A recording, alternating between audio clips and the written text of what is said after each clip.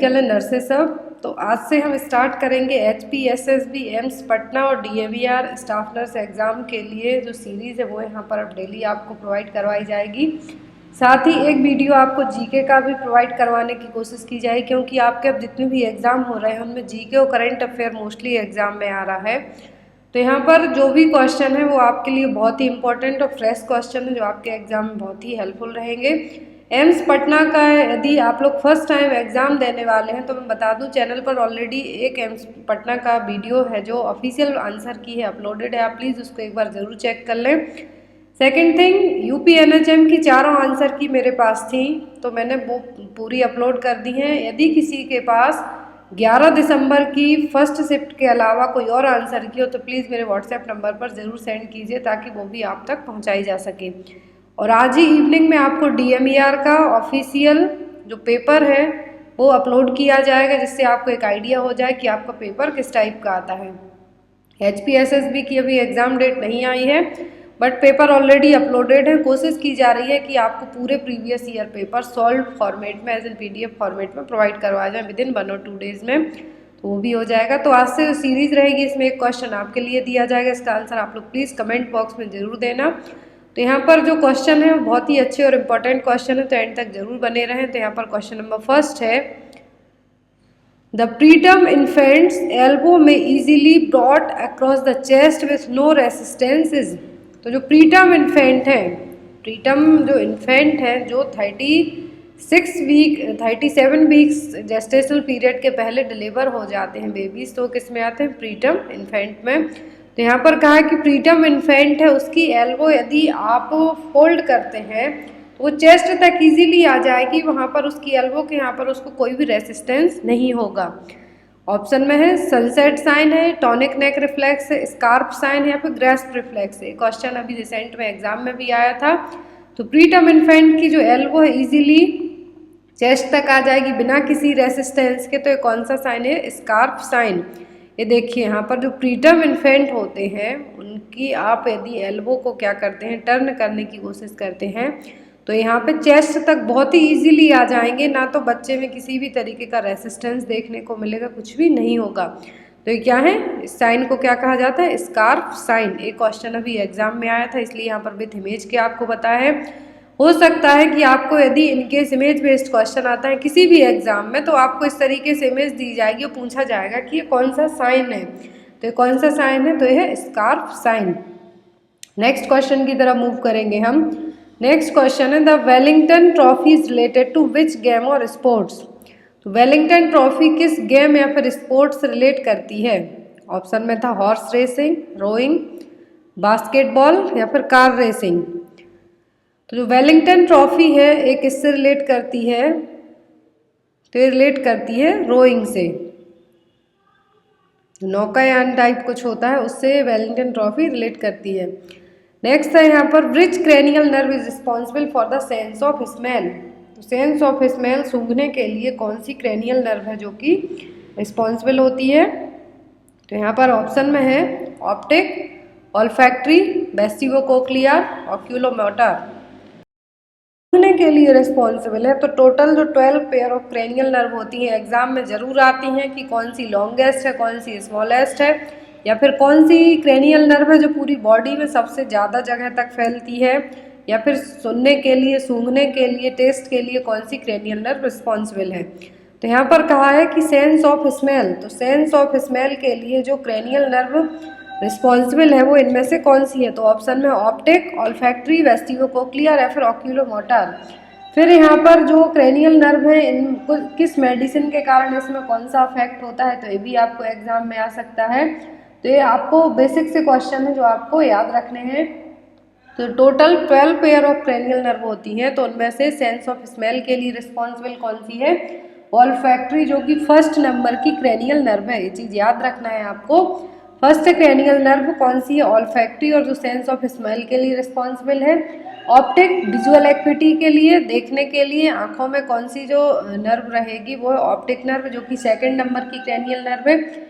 फिर आती है थर्ड ऑक्यूलोमोटर, यहाँ पर जो डी ऑप्शन है ऑक्यूलोमोटर। तो ऑक्यूलोमोटर का काम क्या है कि जो आई मूवमेंट्स होते हैं, प्यूपिल का डायलेटेशन होता है आँखों में, उनके लिए रिस्पॉन्सिबल होती है। तो ये दोनों ऑक्यूलोमोटर और optic, but optic visual equity यदि पूछी जाती है तो ऑप्टिक, और यदि आई मूवमेंट पूछा जाता है कि किस नर्व से होगा तो वो होता है ऑक्यूलोमोटर, क्रेनियल नर्व से, और जो कि 3rd नंबर की है।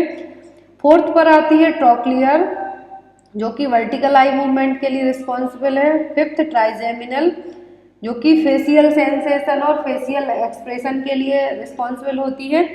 फिर आती है एब्ड्यूसेंस, यहाँ पर आपको जितनी क्रेनियल नर्व मिक्स्ड कौन सी है, सेंसरी कौन सी है, तो ये एग्जाम में आती हैं, तो आपको याद जरूर रखना है। फिर यहाँ पर जो total pair of cranial nerve, इनके नाम आप इजीली याद रखें, आपको हर एक एग्जाम में आ सकते हैं। मैंने यहाँ पर ओनली बेसिक आपको बताया है, क्योंकि अभी रिसेंट में जितने भी एग्जाम हुए हैं दिसंबर में स्पेशली, तो उनमें क्रेनियल नर्व से लेके यदि आप पेपर चेक करेंगे, MP व्यापम का चेक करेंगे, UP NHM चेक करेंगे, और जो अदर CHO एग्जाम हुए हैं तो उन सभी में क्रेनियल नर्व से 3-3, 4-4 क्वेश्चन आए हैं। तो इसीलिए मैं रिक्वेस्ट करती हूँ सभी से कि अपना जो क्रेनियल नर्व का पोर्शन है, सेक्शन है, उसको बहुत अच्छे से प्रिपेयर रखें, कुछ भी आ सकता है आपको इसमें से। नेक्स्ट है यहाँ पर, in which condition the phototherapy is used for the treatment. तो फोटोथेरेपी है जो किस कंडीशन को ट्रीट करने के लिए की जाती है। तो ऑप्शन में है यहाँ पर साइनोसिस, एक्जिमा, डायरिया या फिर जॉइंटिस। तो cyanosis, eczema, diarrhoea and jaundice तो सबको पता है। फोटोथेरेपी किसके लिए की जाती है? जॉइंटिस को ट्रीट करने के लिए। जॉइंटिस में क्या होगा, जो बिलिरुबिन, जो अनकॉन्जुगेटेड बिलिरुबिन का लेवल बढ़ जाता है, उसको बॉडी से क्या करने के लिए, एब्जॉर्ब करने के लिए ट्रीटमेंट अपनाया जाता है, वो क्या है, फोटोथेरेपी। और फोटोथेरेपी जनरली न्यूबॉर्न बेबीज में यूज़ की जाती है। यहाँ पर ऑप्शन है साइनोसिस। तो साइनोसिस का मतलब है bluish colouration of the skin, किसके कारण होगा है, जब ऑक्सीजन की कमी होने लगेगी तब। फिर है यहाँ पर एक्जिमा। तो जो एक्जिमा है एक तरीके की स्किन प्रॉब्लम है, जिसको हम क्या कहते हैं, एटोपिक एक्जिमा या फिर एक्जिमा। ईची inflammation of the skin, eczema का जो यदि हम डेफिनेशन देखते हैं तो क्या है, ईची इन्फ्लामेशन ऑफ द स्किन, जिसको एटोपिक डर्मेटाइटिस के नाम से भी जानते हैं हम।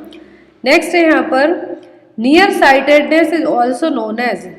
तो जो निकट दृष्टि दोष है, हिंदी में बात करें हम तो क्या है, निकट दृष्टि दोष। तो निकट दृष्टि दोष के लिए और क्या कहा जाता है, फिर नियर साइटेडनेस के लिए ऑप्शन में मायोपिया, प्रिस्बायोपिया, हाइपरमेट्रोपिया या फिर कैटरेक्ट। तो कैटरेक्ट तो नहीं है, क्योंकि कैटरेक्ट में क्या होता है, ओपेसिटी ऑफ द लेंस रहेगा, जो लेंस है उसके ऊपर कुछ ओपेसिटी है जो हो जाएगी, वो होगी। प्रिस्बायोपिया का मतलब है gradually loss of your eyes ability to focus on nearby object. Presbyopia में क्या होगा कि जो आपके पास, जो आंखों के पास जो नियर बाई ऑब्जेक्ट्स है उस पर आप फोकस नहीं कर पाएंगे और धीरे धीरे आपकी ये देखने की क्षमता कम होने लगेगी। मायोपिया का मतलब होता है नियर साइटेडनेस। क्या होगा, नियर साइटेडनेस। तो यहाँ पर आपका राइट आंसर क्या होगा, नियर साइटेडनेस। तो मायोपिया का मतलब यहाँ पर क्या है, नियर साइटेडनेस। और यदि आपको आता है कि फार साइटेडनेस, दूरदृष्टि दोष, तो दूरदृष्टि दोष को क्या टर्म यूज किया जाता है, हाइपर ओपिया। मायो का मतलब पास और फार का मतलब हाइपर, मतलब दूर हो रही है चीज, तो क्या होगा, हाइपर ओपिया। फार साइटेडनेस और नियर साइटेडनेस के लिए टर्म यूज किया गया है मायोपिया।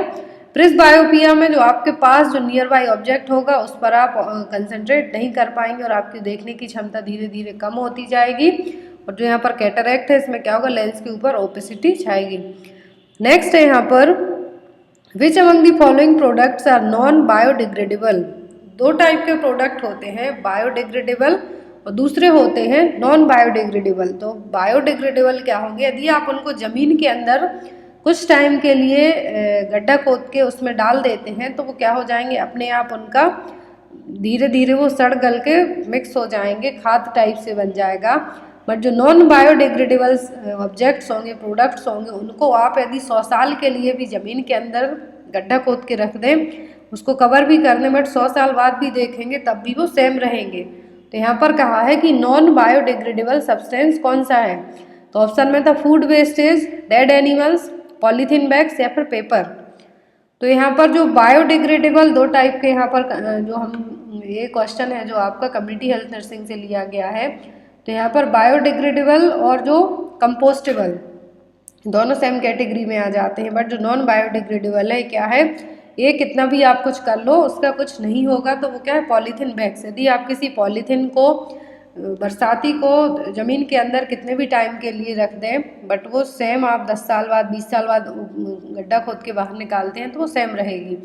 तो फूड वेस्टेज हो गया, डेड एनिमल्स हो गया, पेपर्स हो गया, और जो किचन का वेस्ट हो गया, तो ये सभी क्या है, बायोडिग्रेडेबल में आ जाएंगे। बट जो पॉलीथीन बैग्स हैं बिल्कुल भी नहीं आएंगे, क्या है, non biodegradable. Next is oxidation in chemical reaction is the, तो जो ऑक्सीडेशन की प्रोसेस होगी, इसमें जो केमिकल रिएक्शन होता है इसमें क्या होगा, loss of nitrogen, loss of oxygen, gain of nitrogen hydrogen, या फिर गेन ऑफ ऑक्सीजन। तो यहाँ पर जो ऑक्सीडेशन की प्रोसेस होती है, ऑक्सीडेशन की प्रोसेस में क्या होगा, तो ऑक्सीडेशन की प्रोसेस में ऑक्सीजन को गेन किया जाता है। क्या किया जाता है, गेन किया जाता है। तो ऑक्सीडेशन की प्रोसेस का जो मेन रीज़न होता है वो क्या होता है कि ऑक्सीजन को और ज़्यादा खींचा जाए, या फिर जो केमिकल रिएक्शन है इसमें ऑक्सीजन और जो आयन मॉलिक्यूल्स हैं, इलेक्ट्रॉन्स हैं, ऑक्सीजन इनको बढ़ाया जाए बॉडी में। तो ऑक्सीडेशन का जो केमिकल रिएक्शन है इसमें क्या होगा कि ऑक्सीजन की मात्रा बढ़ेगी, गेन ऑफ ऑक्सीजन।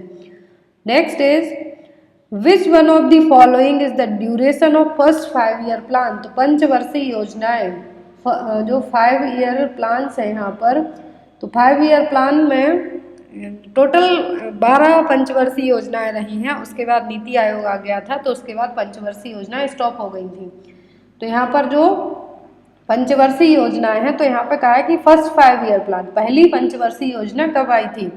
ऑप्शन में 1969 टू 1974, 1956 टू 1961, 1961 टू 1966, या 1951 टू 1956।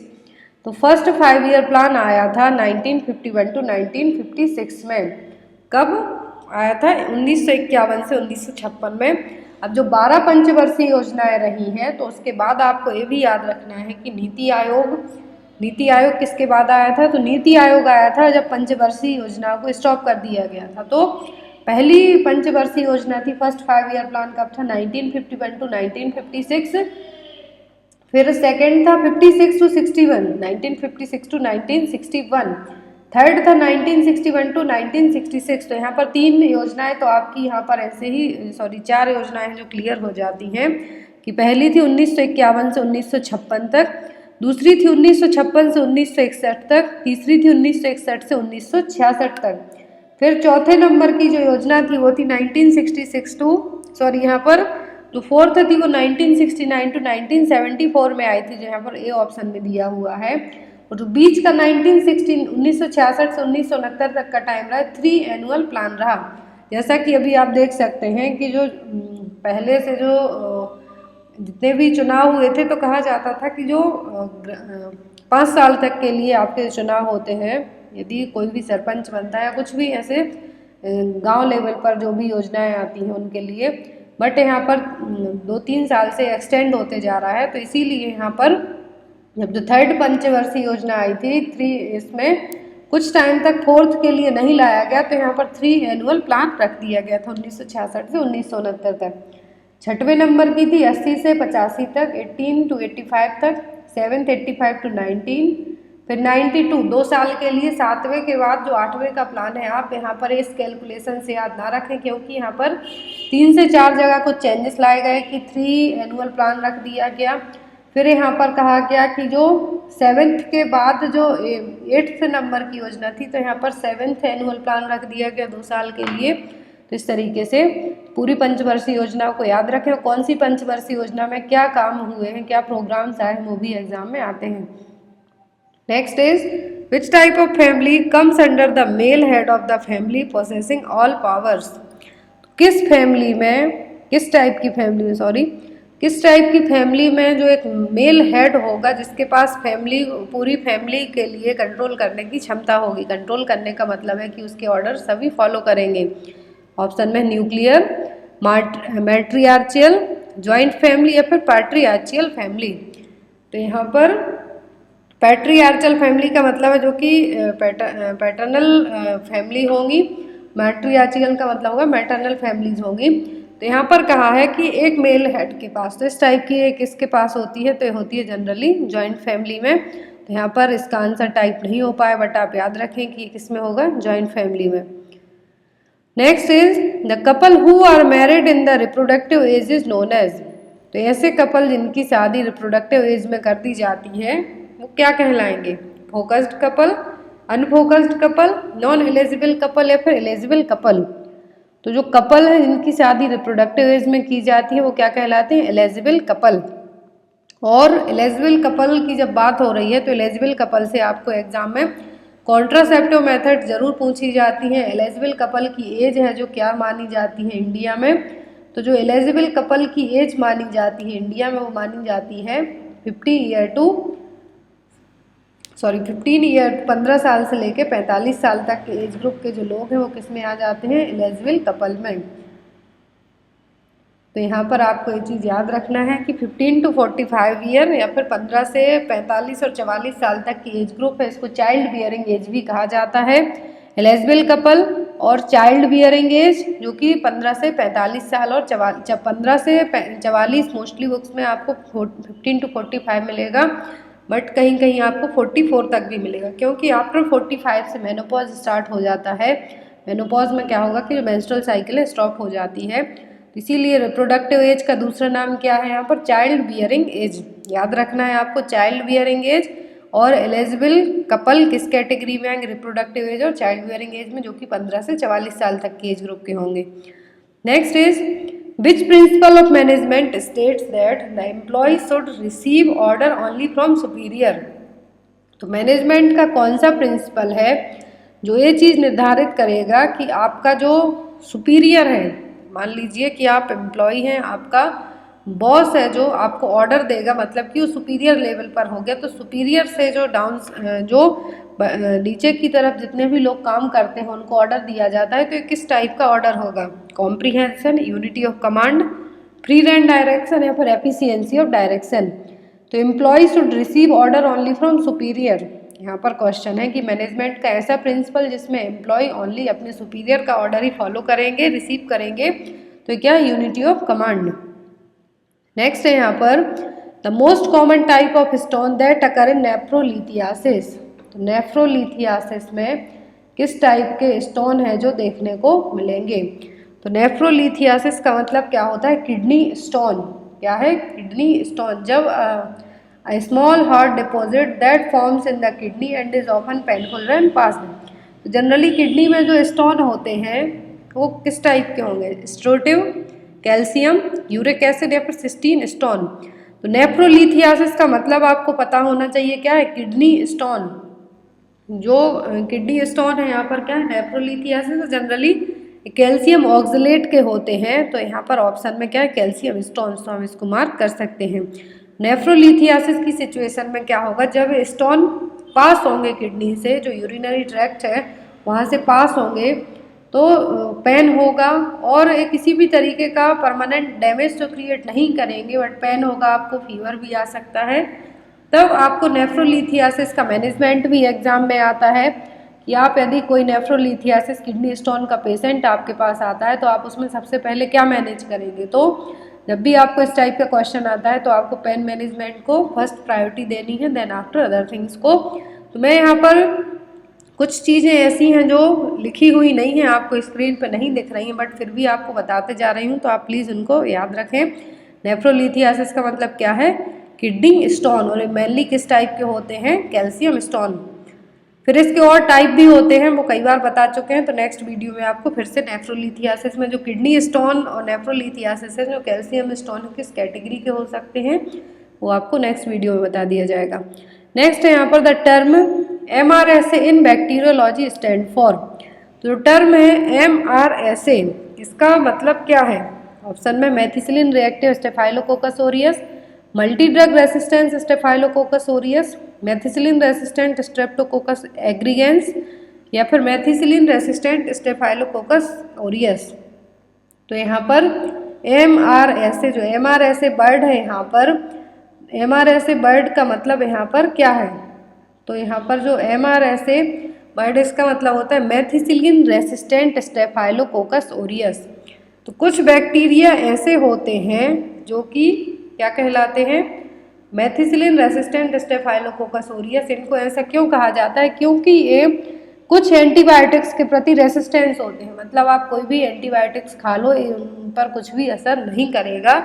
तो जनरली ये क्या है, मेथिसिलिन रेसिस्टेंट स्टेफाइलोकोकस ओरियस। तो जो यहाँ पर स्किन इन्फेक्शन में मोस्टली ये चीज़ें देखने को मिलती हैं, जो MRSA इन्फेक्शन होता है और ये जनरली कम्युनिटी में ही देखने को मिलेगा। तो यहाँ पर मेथिसिलिन रेसिस्टेंट स्टेफाइलोकोकस ओरियस का जो मोस्ट कॉमन टाइप होता है वो क्या है, हॉस्पिटल एक्वायर्ड होता है और दूसरा होता है community acquired.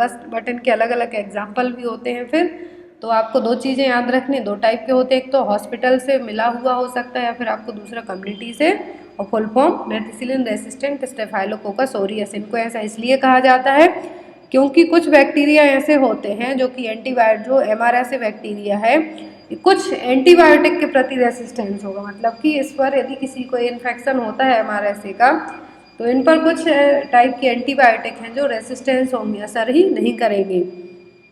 Next is the first menstrual flow begins at puberty and it is termed as. जो फर्स्ट मेंस्ट्रुएशन साइकिल होती है प्यूबर्टी में होगी, तो ये कब होगी? ऑप्शन में मिनार्ची, मेनोपॉज, मेनोस्टार्ट या फिर नन ऑफ द अबव। तो फर्स्ट मेंस्ट्रुअल फ्लो जो कि प्यूबर्टी में होगा, इसको टर्म यूज़ किया जाता है मिनार्ची। क्या यूज़ किया जाता है? मिनार्ची। मेनोपॉज का मतलब होता है सेजेशन, परमानेंट सेजेशन और स्टॉप ऑफ मेंस्ट्रुएशन। नेक्स्ट है यहाँ पर how much population is usually covered by community health centre. तो कम्युनिटी हेल्थ सेंटर में कितनी पॉपुलेशन कवर होगी एक कम्युनिटी हेल्थ सेंटर में? तो यहाँ पर पॉपुलेशन नॉर्म्स पूछा है कि पॉपुलेशन नॉर्म्स है जो क्या होगा किसमें, कम्युनिटी हेल्थ सेंटर में। तो कम्युनिटी हेल्थ सेंटर में जो पॉपुलेशन नॉर्म्स होता है वो होता है 80,000 से 1,20,000 तक। 80,000 जो भी हिली ट्रैवल एरिया है, पहाड़ी इलाके हैं वहाँ के लिए, और 1,20,000 जो भी प्लेन एरिया है वहाँ के लिए। फिर यहाँ पर आपको सब सेंटर और प्राइमरी हेल्थ सेंटर की पॉपुलेशन भी याद रखें। तो सब सेंटर के जो प्लेन एरिया है वहाँ पर 5,000 पॉपुलेशन और हिली ट्राइबल एरिया है तो 3,000। PHC पूछते हैं प्राइमरी हेल्थ सेंटर, तो 30,000 रहेगा प्लेन एरिया के लिए और 20,000 हिली ट्राइबल एरिया के लिए। बहुत ईजी है, आपको हर एक चीज़ बेसिक छोटे छोटे टॉपिक हैं एग्जाम में आते हैं तो याद रखें। नेक्स्ट क्वेश्चन है यहाँ पर, you are carrying out a plan for postpartum women who gave birth just a few hour ago, which of the following should you closely monitor to avoid complication. तो यदि आप किसी पोस्टपार्टम वुमेन की, postpartum women का मतलब है जिसने recent में अपने बच्चे को जन्म दिया है, बर्थ दिया है कुछ घंटे पहले ही, तो आप उसमें किस चीज़ को मॉनिटर करेंगे ताकि कोई भी कॉम्प्लिकेशन ना हो सके? पोस्टपार्टम हेमरेज, सब इन्वल्यूजन, फीवर या फिर लोचिया। तो यहाँ पर जो आप पोस्टपार्टम वुमेन है, यदि आपको इस टाइप का एग्जाम में क्वेश्चन आता है तो आपको यदि कहा जाता है कि कॉम्प्लिकेशन आपको अवॉइड करना है तो आपको सबसे पहले PPH मॉनिटर करना होगा, पोस्टपार्टम हेमरेज। क्योंकि इंडिया में जो डेथ होती हैं सबसे ज़्यादा, जो मैटरनल डेथ होती हैं वो किसके कारण होती हैं? हेमरेज के कारण। तो सबसे ज़्यादा आपको यदि कोई कॉम्प्लिकेशन अवॉइड करना है तो क्या, पोस्टपार्टम हेमरेज, इसको क्लोजली मॉनिटर करना है। देन आफ्टर सब इन्वल्यूजन का मतलब है कि जो रिप्रोडक्टिव ऑर्गन है वो नॉन प्रेग्नेंट स्टेट में रिवर्ट होते हैं। लोचिया क्या है? डिलीवरी के बाद जो 3 टाइप का लोचिया रहेगा, जिसमें ब्लड का, म्यूकस का, हर एक चीज़ है जो फ्लश्ड आउट होगी, वेजाइना से फ्लो होगा, तो क्या लोचिया है। तो यहाँ पर बट आपको जो चीज़ मॉनिटर करनी है कॉम्प्लिकेशन को अवॉइड करने के लिए वो क्या है? Postpartum haemorrhage. नेक्स्ट है यहाँ पर, proteins are made up of similar chemical substance called. तो जो प्रोटीन है किस केमिकल सब्सटेंस से मिलके बनते हैं? ऑप्शन में थे मिनरल्स, ग्लाइकोलिक एल्डिहाइड, ग्लाइकोप्रोटीन्स या फिर अमीनो एसिड्स। तो प्रोटीन किस सब्सटेंस से मिलके बनते हैं? तो ये बनते हैं अमीनो एसिड से मिलकर।